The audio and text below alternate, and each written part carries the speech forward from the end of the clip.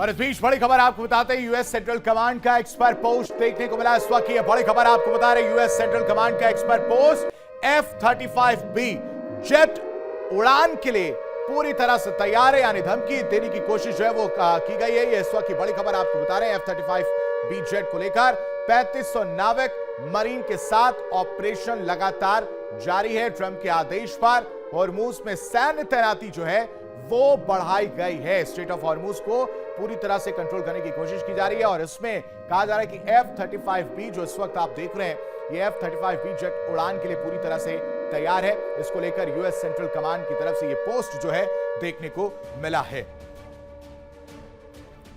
तो 3500 नाविक मरीन के साथ ऑपरेशन जारी है। तस्वीर जो आप इस वक्त देख रहे हैं, बड़ी खबर जो हम आपको बता रहे हैं, ये एक तरह से धमकी है कि कोशिश भी मत करिएगा।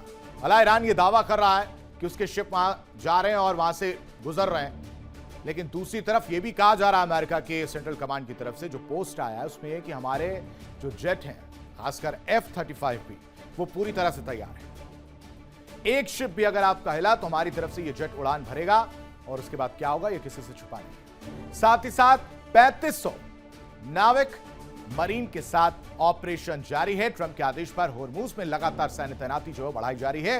लेकिन इन सब के बीच एक और बड़ी खबर आपको बताएं, अमेरिकी उपराष्ट्रपति जेडी वेंस का बड़ा बयान जो है वो देखने को मिल रहा है। ईरान परमाणु हथियार न रखने का वादा करे, ये लगातार जेडी वेंस साहब यही कह रहे हैं कि ईरान जो है परमाणु हथियार ना रखने का वादा करे, वादा पूरा करने पर ईरान को आर्थिक मदद देंगे। यानी जो आर्थिक स्थिति खराब करने की बात कर रहे थे, जिन्होंने ऑलमोस्ट ईरान को खत्म करने का काम किया है आर्थिक रूप से, वो अब कह रहे हैं कि परमाणु हथियार ना रखने का वादा करें और अगर वो ऐसा करता है तो हम उसको आर्थिक मदद जो है पहुंचाते हुए नजर आएंगे। यानी सैंक्शंस की अगर बात की जाए जो लगे हुए हैं उसको पूरी तरह से हटाने की बात जेडी वेंस साहब करते हुए नजर आ रहे हैं। अब ऐसे में बड़ा सवाल यह है, क्या यह बातचीत सिर्फ कूटनीतिक औपचारिकता है या मिडिल ईस्ट में स्थायी शांति की शुरुआत? क्या हिजबुल्लाह पर दबाव बढ़ेगा?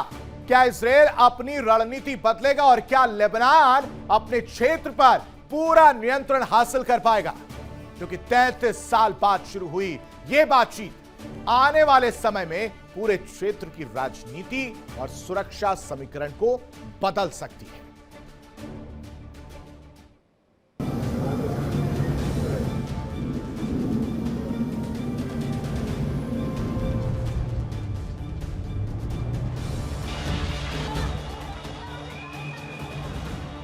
अमेरिकी अधिकारियों का साफ कहना है कि इजरायल की लड़ाई लेबनान से नहीं बल्कि हिजबुल्लाह से, यानी अमेरिका दो बड़े लक्ष्य साधना चाहता है, इजरायल की नॉर्दर्न बॉर्डर सिक्योरिटी और लेबनान की सरकार को अपने देश पर फुल कंट्रोल वापस दिलाना। अब सबसे बड़ा सवाल, क्या ये बातचीत वाकई कुछ बदल पाएगी?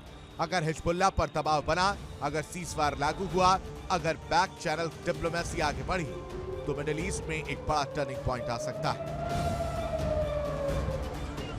लेकिन बातचीत सिर्फ कागजों तक सीमित रही और जमीन पर गोलियां चलती नहीं, ये बेटी के इतिहास के पन्नों में सिर्फ एक औपचारिक कोशिश बनकर रह जाएगी।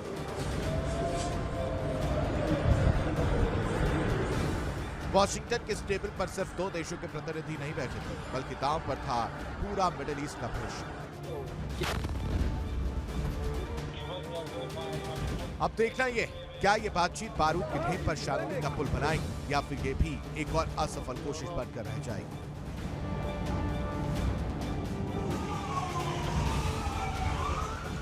Bureau report, India daily.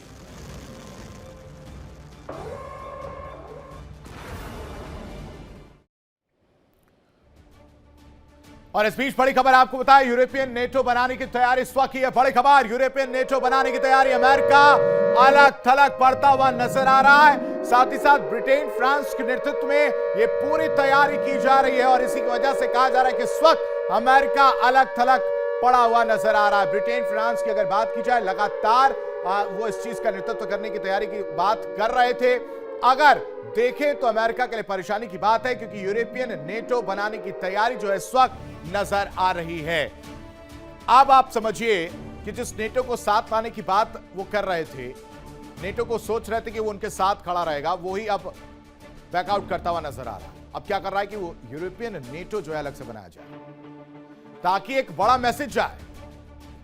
France और ब्रिटेन इसको लेकर लगातार पहल कर रहे हैं, बातचीत कर रहे हैं बाकी देशों से, और ब्रिटेन और फ्रांस दोनों मिलकर इसके नेतृत्व की तैयारी में जुटे हुए हैं और इसकी वजह से डोनाल्ड ट्रंप जो हैं बेहद परेशान होने वाले हैं। परेशान करने वाली बात है, क्योंकि डोनाल्ड ट्रंप लगातार यह कोशिश कर रहे थे कि ब्रिटेन हो या फ्रांस या दूसरे नेटो देश वो स्ट्रेट ऑफ हॉर्मूज को लेकर या युद्ध को लेकर, खासकर स्ट्रेट ऑफ हॉर्मूज की अगर बात की जाए तो उनके साथ है, लेकिन ऐसा नहीं हो पाया। और इसके बदले क्या किया गया, एक गिव बैक दिया गया, यानी एक रिप्लाई दिया गया नेटो की तरफ से। ब्रिटेन और फ्रांस आगे आते हैं, बाकी लोगों से बात करते हैं और कहते हैं कि हम नेतृत्व करेंगे, समय पड़ने पर हम सब एक साथ खड़े होंगे, यूरोपियन नेटो बनाया जाएगा और फिर करारा जवाब दिया जाएगा, यह तैयारी। लेकिन इस बीच एक और बड़ी खबर आपको बता देते हैं, हॉर्मूज नाकेबंदी पर नेटो का इनकार जो देखने को मिल रहा है।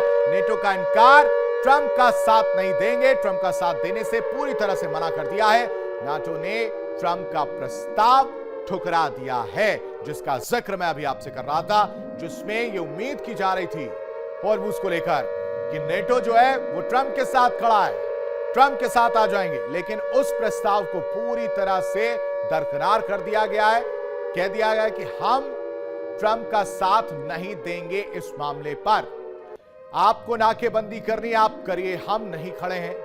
स्ट्रेट ऑफ हॉर्मूज पर जो परेशानी आपने पैदा की है वो आपकी देन है, वो हमारी देन नहीं है। यानी अब आप समझिए इस कहानी की शुरुआत कैसे हुई।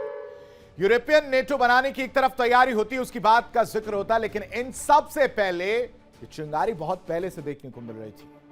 ये धीरे धीरे अभी भी सुलग रही है कि अमेरिका जो अपने आप को सुपर पावर की तरह पेश करने की कोशिश कर रहा है, कहता है, उसने उम्मीद लगाई कि नेटो देश उनके साथ होंगे, उनके साथ कदम से कदम मिलाकर चलेंगे, कंधे से कंधा मिलाकर चलेंगे, लेकिन हुआ ही नहीं ऐसा।